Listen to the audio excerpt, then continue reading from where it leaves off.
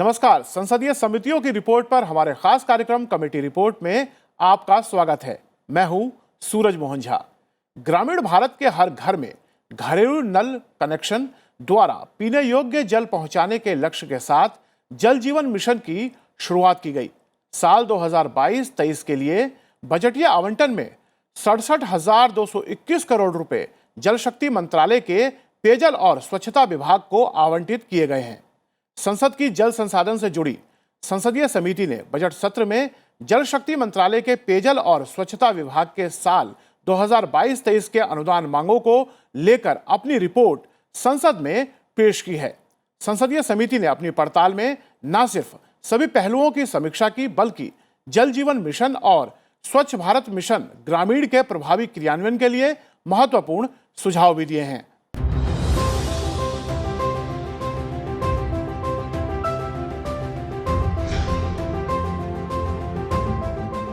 समिति की सिफारिशों पर हम विस्तार से डालेंगे नजर, साथ ही विशेषज्ञों से हर पहलू पर करेंगे चर्चा। कार्यक्रम में चर्चा के लिए हमारे साथ जुड़ रहे हैं गोमान सिंह दामोर, सदस्य जल संसाधन संबंधी समिति, लोकसभा के आप सांसद भी हैं। दामोर जी, आपका कार्यक्रम में स्वागत है। और हमारे साथ जुड़ रही हैं विनी महाजन, सचिव पेयजल और स्वच्छता विभाग, जल शक्ति मंत्रालय, भारत सरकार। विनी जी, कार्यक्रम में आपका भी स्वागत है। धन्यवाद। चर्चा शुरू करने से पहले हम आपको बता दें कि जल संसाधन से जुड़ी संसदीय समिति की जिस रिपोर्ट की आज हम बात करने जा रहे हैं, उसे बजट सत्र के दौरान 23 मार्च को संसद में पेश किया गया था। संसदीय समिति ने जल जीवन मिशन और स्वच्छ भारत मिशन ग्रामीण विषय की विस्तृत पड़ताल की और सुधार के लिए कई अहम सुझाव भी दिए हैं। संसद की जल संसाधन से जुड़ी संसदीय समिति ने बजट सत्र में जल शक्ति मंत्रालय के पेयजल और स्वच्छता विभाग के साल 2022-23 की अनुदान मांगों को लेकर अपनी रिपोर्ट संसद में पेश की। संसदीय समिति ने अपनी पड़ताल में न सिर्फ सभी पहलुओं की समीक्षा की, बल्कि जल जीवन मिशन और स्वच्छ भारत मिशन ग्रामीण के प्रभावी क्रियान्वयन के लिए महत्वपूर्ण सुझाव भी दिए हैं। पेयजल और स्वच्छता विभाग जल जीवन मिशन में हर घर तक नल कनेक्शन से पेयजल उपलब्ध कराने में पीछे रह रहे राज्यों पर दबाव डालें, ताकि साल 2024 तक प्रत्येक ग्रामीण परिवार को पीने योग्य जल उपलब्ध कराया जा सके। हालांकि संसदीय समिति ने हरियाणा, गोवा, तेलंगाना, गुजरात, हिमाचल प्रदेश और पंजाब राज्यों की योजना के बेहतर कार्यान्वयन के लिए प्रशंसा भी की है। संसदीय समिति ने जल जीवन मिशन के लिए 60,000 करोड़ रुपए के बजटीय आवंटन को अपर्याप्त बताया है। संसदीय समिति ने अपनी रिपोर्ट में पाया है कि 117 आकांक्षी जिलों में सिर्फ 39% घरों में ही नल के पानी का कनेक्शन है। इसलिए संसदीय समिति ने सुझाव दिया है कि विभाग सभी लक्षित आकांक्षी जिलों और जापानी इंसेफ्लाइटिस प्रभावित जिलों में राज्य सरकारों के साथ मिलकर समयबद्ध कार्य योजना तैयार करें। जो जल जीवन मिशन भारत सरकार की एक महत्वाकांक्षी योजना है, जिसमें ग्रामीण भारत में हर परिवार को शुद्ध पेयजल पानी नल के द्वारा उपलब्ध कराने की यह योजना है, जिसकी प्रगति रफ्तार भी ठीक ठाक चल रही है, ऐसा संसदीय समिति ने अपनी पड़ताल में पाया है। आप किस तरह से इसे देख रही हैं और क्या कार्य योजना है मंत्रालय की? जैसा कि हम सब जानते हैं, माननीय प्रधानमंत्री जी ने 15 अगस्त 2019 के दिन ये घोषणा की थी कि समूह हिंदुस्तान कोशिश करेगा कि 5 वर्ष के भीतर अपने सभी ग्रामीण इलाकों में हर घर में शुद्ध पेयजल की व्यवस्था की जाए। और इसके चलते एक बहुत ही मजबूती से कदम लेते हुए जल जीवन मिशन की तैयारी की गई। गाइडलाइंस माननीय प्रधानमंत्री जी ने 25 दिसंबर 2019 को जारी करी और उस उपरांत सभी राज्यों ने और केंद्र शासित प्रदेशों ने इस पर कार्य शुरू किया। हम ये भी जानते हैं कि जब ये मिशन का शुरू हुआ, जब इसके बारे में विचार हुआ, तब भारतवर्ष में केवल 3 करोड़ 23 लाख के करीब घरों में शुद्ध पेयजल मिलता था, जबकि कुल घरों की संख्या 19 करोड़ से भी अधिक है। तो इतने लो बेस से शुरू की गई ये मिशन, और इसका लक्ष्य था 100% सैचुरेशन, मतलब कोई भी पीछे ना छूटे, हर घर में ये व्यवस्था करनी है। और इसके लिए जो धनराशि थी वो भी केंद्र सरकार ने उसका उचित उपबंध किया, तो हम उसके चलते ये देख रहे हैं कि सभी राज्यों ने, सभी केंद्र शासित प्रदेशों ने बहुत उत्साह से इस मिशन को आगे बढ़ाया है और इस थोड़े से समय में ही हम जो 3 करोड़ 23 लाख की एक उससे शुरू किया था हमने एक बेस से, वो अब 9 करोड़ 65 लाख से भी बढ़ गई है। अर्थात हमने जितना इतने वर्षों में 2019 तक प्राप्ति की, उससे दुगनी प्राप्ति इन 2-2.5 सालों में कर ली है। और हम सब ये भी जानते हैं कि ये सिर्फ देश के लिए नहीं, पूरे विश्व के लिए बहुत मुश्किल समय था, क्योंकि इसके दौरान कोविड का भी प्रकोप था। तो उसके बावजूद ये बहुत बड़ी उपलब्धि जो की गई है, और आज की तारीख में 50% से भी ज्यादा, 50% से भी ज्यादा ग्रामीण घरों को शुद्ध पेयजल दिया जा रहा है। और मैं ये भी आपसे साझा करना चाहूंगी कि ये केवल एक नल लगा के पानी देने की स्कीम नहीं है। नल से जो पानी दिया जाएगा वो उचित मात्रा में दिया जाएगा, कम से कम 55 लीटर प्रति व्यक्ति प्रतिदिन। उसकी जो क्वालिटी है वो क्वालिटी भी उचित होगी, बीआईएस जो स्टैंडर्ड्स हैं उसके मुताबिक सही क्वालिटी का पानी दिया जाएगा, और उसको रेगुलरली, ताकि लोगों को पता हो कि हमें इस दौरान इन घंटों में पानी आएगा और उसका वो उपयोग कर सकें अपनी रोजमर्रा की जिंदगी में। तो क्वालिटी, क्वांटिटी, रेगुलरिटी एंड इसकी सस्टेनेबिलिटी के आगे चलते हर साल, हर 365 दिन साल में और साल के बाद साल ये मिलता रहे, इसकी ये परियोजना है। संसदीय समिति ने अपनी रिपोर्ट में सुझाव दिया है कि पेयजल और स्वच्छता विभाग जल जीवन मिशन में हर घर तक नल कनेक्शन में पेयजल उपलब्ध कराने में पीछे रह रहे राज्यों पर दबाव डाले, ताकि साल 2024 तक प्रत्येक ग्रामीण परिवार को पीने योग्य जल उपलब्ध कराया जा सके। हालांकि संसदीय समिति ने हरियाणा, गोवा, तेलंगाना, गुजरात, हिमाचल प्रदेश और पंजाब राज्यों की योजना के बेहतर इंप्लीमेंटेशन के लिए प्रशंसा भी की है। संसदीय समिति ने जल जीवन मिशन के लिए 60,000 करोड़ रुपए के बजटीय आवंटन को अपर्याप्त बताया है। वीरी जी, एक बड़ी चुनौती जो 2024 तक जल जीवन मिशन को लेकर है, वो संसदीय समिति ने अपनी पड़ताल में पाया है कि कुछ राज्यों में रफ्तार अच्छी है, उन्होंने 100% के लक्ष्य को प्राप्त कर लिया है, कुछ राज्यों ने 80% तक के लक्ष्य को पा लिया है, लेकिन कई राज्यों में जो रफ्तार है वो काफी धीमी है। और संसदीय समिति का सुझाव है कि आपका विभाग राज्यों के साथ मिलकर इस पर काम करे। संसदीय समिति ने ये जो चिंता व्यक्त की है, हमारी चिंता भी है, पूरे देश की चिंता है। और मुझे ये बताते हुए खुशी है कि कमेटी ने जो नोट किया था कि जो राज्य जिनमें अभी 40% भी घरों को उचित मात्रा में जल जीवन मिशन के तहत पानी नहीं दिया गया, उनमें से कुछ राज्यों ने ये व्यवस्था अब तक कर ली है।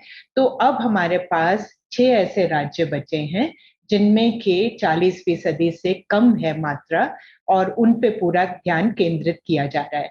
हम उनके अलावा उन 7 राज्यों और केंद्र शासित प्रदेशों को भी बहुत गंभीरता से दे रहे हैं जिन्होंने अभी तक 40 से 50% ही प्राप्ति की है। अर्थात उनमें ये जो 13 राज्य हैं, ये इनमें 50% अभी उपलब्धि नहीं प्राप्त हुई, और इनके जो बचते कार्य हैं वो पूरे देश के बचते कार्यों का तकरीबन 95% इन 13 राज्यों में है। तो हम इन राज्यों से बहुत विस्तार में बातचीत कर रहे हैं, और अभी पीछे भी एक नेशनल कन्वेंशन करके इनके साथ चर्चा की, और इन सभी राज्यों ने हमें पूरा ये भरोसा दिया है कि जो भी प्लानिंग से लेकर टेंडर और उसके बाद काम को तुरंत शुरू करने के लिए जो भी कदम उठाने हैं, उन्होंने उनके सारी व्यवस्था कर ली है। जैसे कि संसदीय समिति ने अपनी पड़ताल में, जिसके आप सदस्य हैं, ये पाया है कि कुछ राज्यों ने जल जीवन मिशन को लेकर बहुत अच्छा काम किया है, लेकिन कई राज्यों में इसके इम्प्लीमेंटेशन को लेकर आपकी संसदीय समिति ने चिंता जाहिर की है, और उन्होंने मंत्रालय को सुझाव दिया है कि राज्य सरकारों के साथ मिलकर इसकी रफ्तार को बढ़ाया जाए। तो किस तरह की कमी आपने कुछ राज्यों में देखी है और आप क्या चाहते हैं किस तरह से जो मंत्रालय है वो काम करे? कि यहाँ की सरकारों ने बहुत अच्छा काम किया है और लगभग उनका कवरेज बहुत अच्छा है, चाहे वो स्वच्छ भारत मिशन का कार्यक्रम हो, चाहे वो जल जीवन मिशन का कार्यक्रम हो। परंतु जो हमारे कुछ ऐसे राज्य हैं जहाँ की सरकारों ने अभी भी इसको प्राथमिकता पे नहीं दिया है, तो हमने राज्य सरकार के जो संबंधित अधिकारी हैं और विशेषकर जो उस राज्य के मुख्य सचिव हैं या उस राज्य के अपर मुख्य सचिव हैं, उनसे चर्चा करके अनुरोध किया है कि ये हमारा शैक्षिक कार्यक्रम है और इसको प्राथमिकता देकर करें। कई जगह पे हमको थोड़ी सी दिक्कतें आ रही है, पर हमारा ये जो समिति है इसका लगातार दौरा होने से ये मुझे ऐसा लगता है कि जो छोटी मोटी समस्याएं हैं वो हम दूर करने में सफल होंगे। संसदीय समिति ने अपनी पड़ताल में पाया है कि ग्राम कार्य योजना और ग्राम जल और स्वच्छता समितियां जल जीवन मिशन की निगरानी और बेहतर कार्यान्वयन के में महत्वपूर्ण भूमिका निभाते हैं और योजना की सफलता में प्रमुख कड़ी हैं। इसलिए संसदीय समिति का सुझाव है कि विभाग राज्यों के साथ मिलकर इनके गठन के लिए एक कार्य योजना बनाए। विधि जी, जिस तरह से ये दोनों समितियां हैं जो बताई जा रही हैं जल जीवन मिशन के इम्प्लीमेंटेशन में काफ़ी महत्वपूर्ण हैं और समिति ने अपनी पड़ताल में पाया है कि कई राज्यों ने इनके गठन में अच्छा काम किया है लेकिन कई राज्यों में इनका गठन नहीं हुआ है। समिति का सुझाव है कि आप लोग राज्य सरकारों के साथ मिलकर इनका जल्दी से गठन कराएं ताकि 2024 तक का जो लक्ष्य है वो प्राप्त किया जा सके। जैसे समिति ने नोट किया है,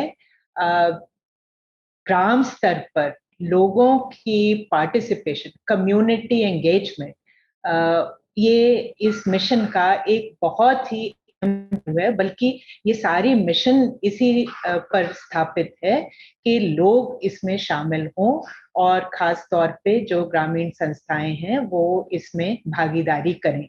और ये भागीदारी मिशन की हर स्टेज पे होनी है।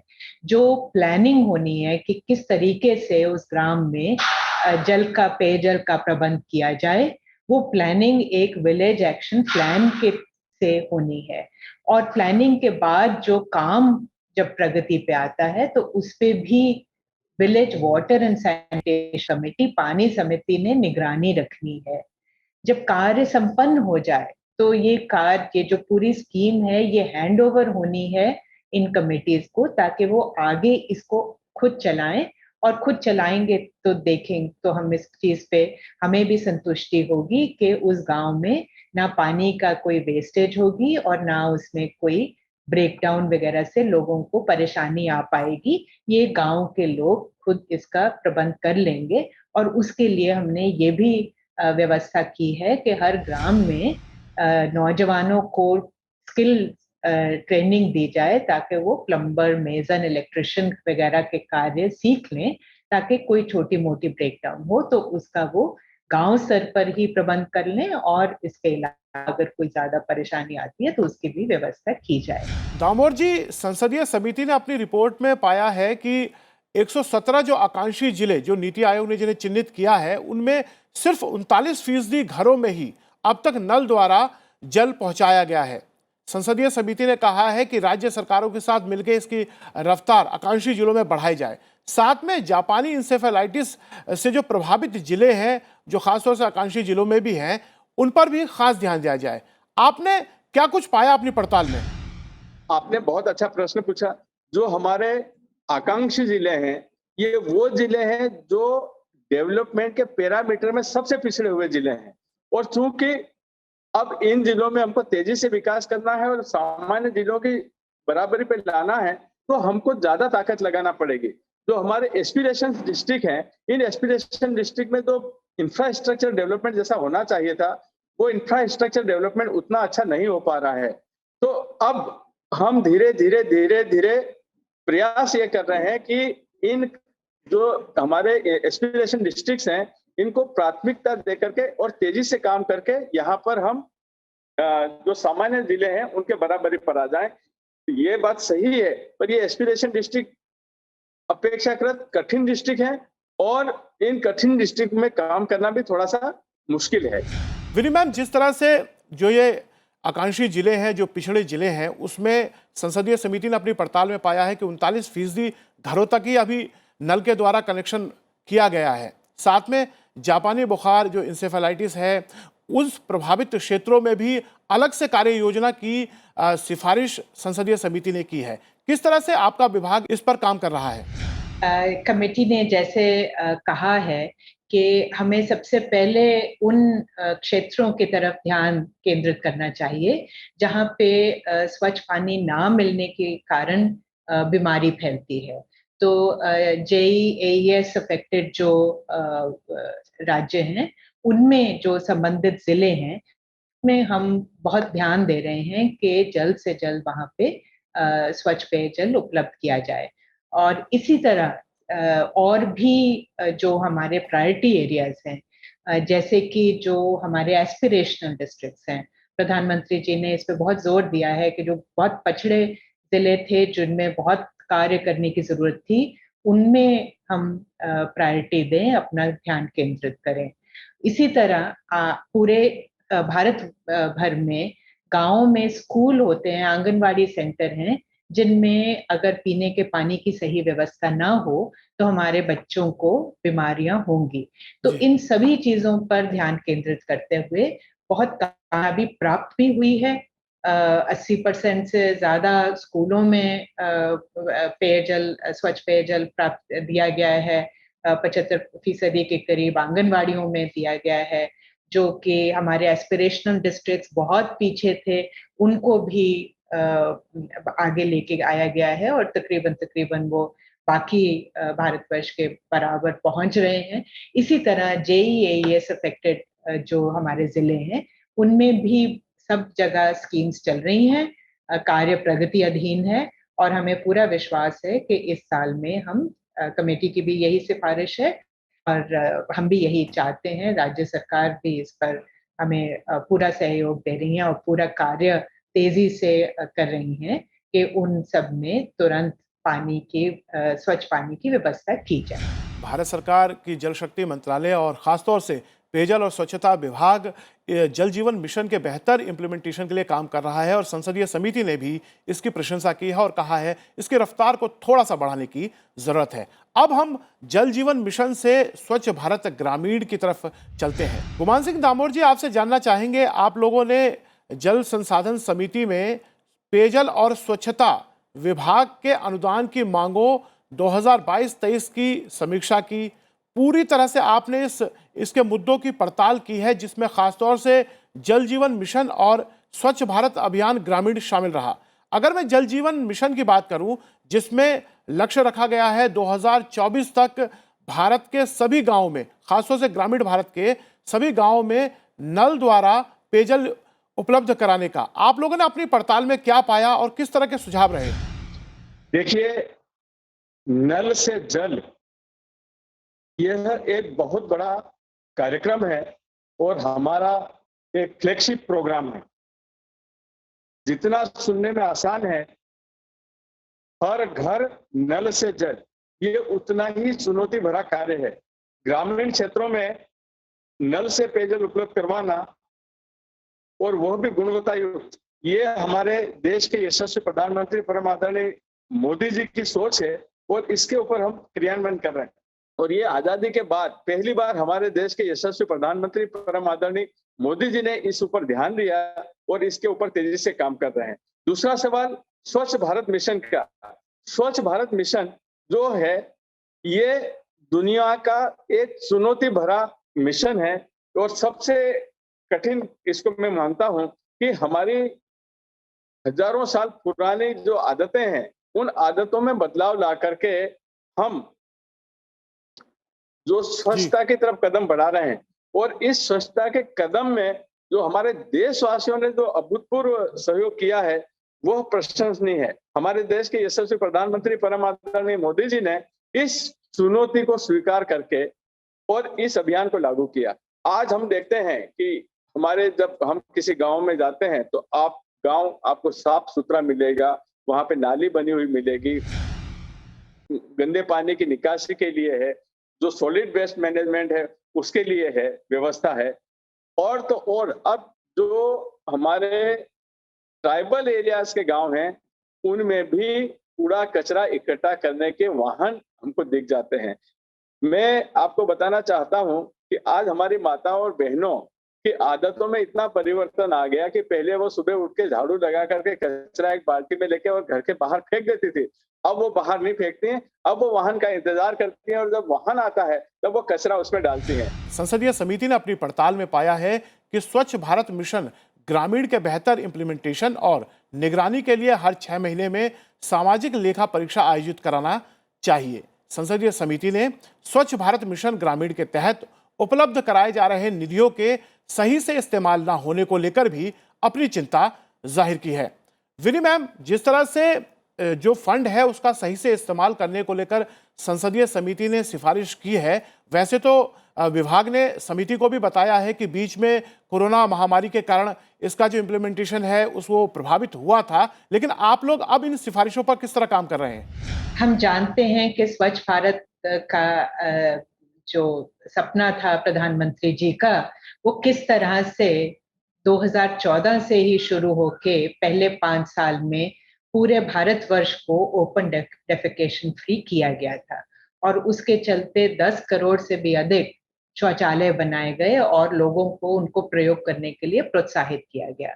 तो अब जो स्वच्छ भारत मिशन ग्रामीण का दूसरा ये चरण है, उसमें हमारा जो लक्ष्य है वो ये है कि एक तो जो open defecation free status Bharat ने प्राप्त किया और हमें बहुत गर्व है कि दुनिया ने अपने सामने जो रखा था लक्ष्य सस्टेनेबल डेवलपमेंट गोल्स के चलते में, उससे हमने बहुत उससे जल्दी हमने अपने देश को ओपन डेफिकेशन फ्री कर दिया और हर गांव ने अपने आप को ये परख के ये कहा कि हम अब ओपन डेफिकेशन फ्री हो गए हैं।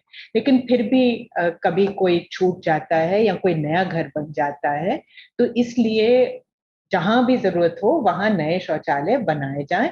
इस पर हमारा सबसे पहला ध्यान हमारा ये है कि कहीं हम ओपन डेफिकेशन फ्री स्टेटस के कहीं पीछे ना पड़ जाए। तो उसके चलते जो जहां जहां जरूरत है, जहां नया घर बना या जहां किसी शौचालय को मुरम्मत की जरूरत थी, तो और लोगों को भी बार बार प्रेरित करने की जरूरत है कि अपनी सेहत के लिए, अपने परिवार, अपने लोगों की सेहत के लिए वो जरूर शौचालय का उपयोग करें। तो हमें यकीन है कि पैसा भी खर्च हो जाएगा और जैसे जल जीवन मिशन की बात करी, वैसे ही स्वच्छ भारत मिशन के लिए भी हमें पूरा भरोसा है कि धनराशि की कोई कमी नहीं आएगी। और हम राज्यों को भी यही कह रहे हैं कि वो अपने प्लान बनाएं और कार्रवाई करें। बिल्कुल, भारत सरकार, आपका मंत्रालय, विभाग और तमाम राज्य सरकारें इस और काम कर रही हैं और जल जीवन मिशन की बात हो या फिर स्वच्छ भारत अभियान जो ग्रामीण है उसकी बात हो, उसकी रफ्तार काफ़ी अच्छी है। संसदीय समिति ने अपनी पड़ताल में भी इसे सराहा है और इसकी रफ्तार को और इसी तरह तेज बनाया जाए ताकि पूरा भारत इसके दायरे में आ सके। विनी मैम, आप हमारे इस कार्यक्रम में आई और संसदीय समिति की सिफारिशों के साथ मंत्रालय और विभाग के द्वारा जो कदम उठाए जा रहे हैं, इन दोनों कार्यक्रमों को लेकर, उसको लेकर आपने हमें बताया, आपका बहुत बहुत शुक्रिया। दामोदर जी, संसदीय समिति ने अपनी पड़ताल में पाया है कि स्वच्छ भारत मिशन ग्रामीण के बेहतर कार्यान्वयन और निगरानी के लिए हर 6 महीने में सामाजिक लेखा परीक्षा, जो सोशल ऑडिट होता है, उसका प्रयोग होना चाहिए। कुछ राज्यों में ये सही समय पर कराए जा रहे हैं, लेकिन कई राज्यों में ये ऑडिट नहीं करवाए जा रहे हैं। वहीं पे स्वच्छ भारत मिशन ग्रामीण के तहत जो भारत सरकार निधि उपलब्ध कराती है, फंड देती है, उसके अभी सही से इस्तेमाल नहीं हो रहा है। इसको लेकर भी संसदीय समिति ने चिंता जाहिर की है। आप लोगों ने अपनी पड़ताल में क्या कुछ पाया? कुछ राज्य सरकारें इसमें अपने कुछ कारणों से रुचि नहीं ले रही हैं, परंतु हमने जहां पर अच्छे कार्य हुए हैं उनका उदाहरण दिया है और उनसे भी अनुरोध किया है कि इन कार्यक्रमों को प्रभावी ढंग से लागू करने के लिए हमको सोशल ऑडिट करवाना पड़ेगी और यह हमारी समय की आवश्यकता है, इसको हम नकार नहीं सकते हैं। तो गुमान सिंह दामोदर जी, कार्यक्रम के अंतिम पड़ाव पे हैं हम जानना चाहते हैं, जो ये 2 महत्वाकांक्षी योजनाएं हैं भारत सरकार की, जल जीवन मिशन और स्वच्छ भारत अभियान ग्रामीण, आपकी संसदीय समिति ने एक अच्छी पड़ताल इनके अनुदान मांगों को लेकर की है और काफ़ी अच्छे सुझाव दिए हैं इनके इम्प्लीमेंटेशन को लेकर। अब आपका क्या सुझाव रहेगा ताकि जो लक्ष्य हमने निर्धारित किया है उसे प्राप्त कर सकें? देखिए, जो भारत शासन की गाइडलाइन में हमने विलेज लेवल पर समिति का गठन का सुझाव दिया है कि विलेज लेवल की समिति का गठन करें और यही समिति स्वच्छता का भी कार्य देखेगी और यही समिति ड्रिंकिंग वाटर का भी कार्य देखेगी। इसके दो फायदे हैं। एक, सामाजिक सहभागिता होगी, जैसा अभी आपने प्रश्न किया था सोशल ऑडिट का, तो यहाँ पर सामाजिक सहभागिता होने से सोशल ऑडिट का जो कार्य है वो स्वतःपूर्ण हो जाएगा और जब जन भागीदारी होगी तब हमारे कार्यक्रम की असफलता का कोई संदेह नहीं रह जाएगा। इसलिए हमको प्रत्येक गांव में पेयजल समिति का गठन करना चाहिए, स्वच्छता समिति का गठन करना चाहिए और भारत शासन की जो गाइडलाइन है इसका पालन करना चाहिए। जी। कुछ राज्यों ने बहुत अच्छा काम किया है और जैसे सैनिटेशन के मामले में मैं आपको बताना चाहता हूं कि मैं गुजरात में भी गया था और गुजरात में बहुत अच्छा कार्य हुआ है। पेयजल के मामले में बहुत अच्छा कार्य हुआ है। हमारे जो आपने 3-4 राज्य बताए हैं जैसे हिमाचल प्रदेश, पंजाब, हरियाणा, इन राज्यों में बहुत अच्छा काम हुआ है। पर हमारे कुछ राज्य ऐसे हैं यहाँ पर अभी उनको थोड़ी सी इनिशिएट करने की जरूरत है और हम लगातार उन राज्यों से भी संपर्क कर रहे हैं ताकि हमारा जो फ्लैगशिप प्रोग्राम है ये 2024 तक पूरा हो जाए। गुमान सिंह दामोर जी, आप हमारे कार्यक्रम कमेटी रिपोर्ट में जुड़े और समझाया कि किस तरह से संसदीय समिति ने इसकी पड़ताल की थी। उसका बहुत बहुत आपका शुक्रिया हमारे कार्यक्रम में जुड़ने के लिए। आप सबका इस चर्चा में हिस्सा लेने के लिए बहुत बहुत शुक्रिया। जल संसाधन संबंधी संसदीय समिति की रिपोर्ट से यह बात तो साफ हो जाती है कि जल जीवन मिशन और स्वच्छ भारत योजना ग्रामीण स्तर पर सामाजिक बदलाव के लिए एक प्रभावी कार्यक्रम है और इसके बेहतर कार्यान्वयन से ग्रामीण भारत की तस्वीर में बदलाव आ सकता है। तो कैसा लगा हमारा ये कार्यक्रम? आप अपना फीडबैक हमें संसद टीवी के सोशल मीडिया अकाउंट पर दे सकते हैं। मुझे दीजिए इजाजत और आप देखते रहिए संसद टीवी। नमस्कार।